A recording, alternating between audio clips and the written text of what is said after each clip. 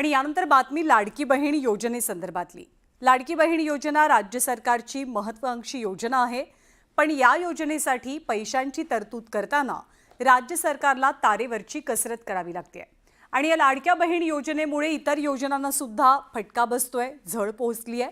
महायुती सरकारच्या मंत्र्यांनीच आता याची कबुली दिलेली आहे। आपण पाहूया। लाडक्या बहिणींमुळे योजनांना कडकी,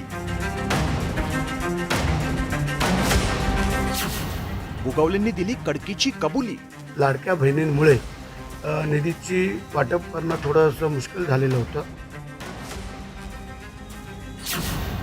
पुन्हा एकदा लाडकी बहीण टार्गेटवर। महायुतीला सत्तेचं सोपान गाठून देणारी लाडकी बहीण योजना मात्र सरकारसाठी डोईजड ठरली। या योजनेमुळे राज्य सरकारच्या इतर योजनांच्या निधीवरती गंडांतर आल्याची टीका विरोधकांकडून केली जाते। त्यातच आता सत्ताधारी मंत्र्यांकडून सुद्धा दुजोरा मिळाल्याचं पाहायला मिळत आहे। मंत्री भरत गोगावलेंनी त्याची कबुली दिली। लाडक्या बहिणींमुळे निधीची वाटप करणं थोडंसं मुश्किल झालेलं होतं। त्यात ह्या अर्थसंकल्पे बजेट आपलं आत्ता जे अधिवेशन होईल, पावसाळी अधिवेशन, त्याच्यामध्ये आम्ही त्या तरतूद करणार आहोत। परंतु मागच्या वेळेला एवढा प्रचंड निधी देण्यात आलेला होता, त्याची अजून काय यांचे वर्क ऑर्डर होत नाही आहेत, त्यांची अजून कामं चालू झालेली नाहीत। परंतु कोणी जरी असेल त्या खुर्चीवरती, ते कोणीही दुजाभाव करता कामा नये, ही आमची विनंती। राज्य सरकारने लाडकी बहीण योजनेसाठी 36,000 कोटींची तरतूद केली आहे। त्यासाठी इतर खात्यांच्या निधीला कात्री लावली जाते। त्याविषयीची नाराजी काही मंत्र्यांनी जाहीररित्या व्यक्त केली होती।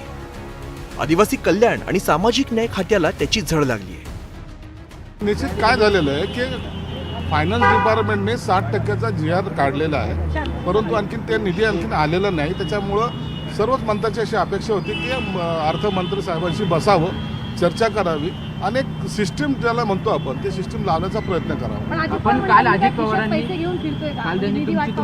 नाही अजित दादा ते बोलले असेल, मिश्किलपणे बोलले असेल, परंतु आमची त्यांची 1 to 1 चर्चा झालेली। एकीकडे निधी वाटपावरून मंत्र्यांची नाराजी लपून राहिली नाहीये, दुसरीकडे अर्थमंत्र्यांनी ही कबुली दिली आहे। कधी कधी काही जण असं बातम्या सोडतात की अजित पवार पैसे सोडत नाही। अरे पैसे सोडत नाही काय, माझ्या खिशात पैसे घेऊन बसलोय?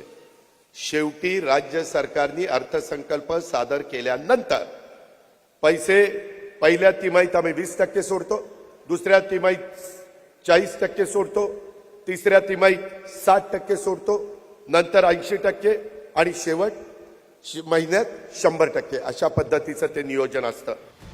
राज्य सरकारच्या महत्त्वाकांक्षी मुख्यमंत्री माझी लाडकी बहीण योजनेत लाभार्थी महिलांना प्रत्येक महिन्याला 1,500 रुपये जमा होतात। त्यामुळे राज्य सरकारला दर महिन्याला निधी देताना तारेवरची कसरत करावी लागते।